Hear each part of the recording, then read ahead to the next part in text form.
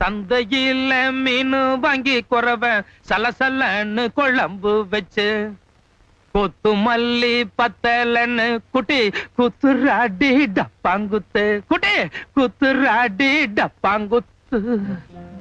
என்ன வாங்கி குழம்பு வச்சு குட்டி என்ன குத்துனா டப்பாங்குத்தா? பக்கா லோக்கல் பாஷை மாதிரி தெரியறதே. கரெக்ட். நேக்கு கொஞ்சம் கிராஸ்பிங் பவர் ஜாஸ்தி. வர்ற வழியில சேரி ஒண்ணும் அவ பாடிட்டு இருந்தா டியூன் கேட்சியா இருந்தது. சட்டுன்னு பிக்கப் பண்ணனுட்டேன். இருங்க இருங்கோ, இந்த மீச கூட அங்கதான் பிக்கப் பண்ணேளா? மீச நேத்தி வரைக்கும் தீட்சையோட இருந்தேள்.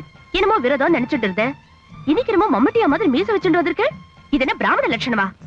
ஏன் பாரதியார் கூட இதை விட பெரிய மீச வச்சுட்டு இருந்தார். அவரும் நம்மால் தானே. நான் கொஞ்சம் பாரதியார் டைப். இருங்க ஒண்ணு, இதெல்லாம் என்ன? சுயம்பாகம், தனி சமையல். ஓஹோ, இன்னைக்கு நாள் அவ்வளவா நன்னா இல்ல, முழுக்க மரண யோகம்.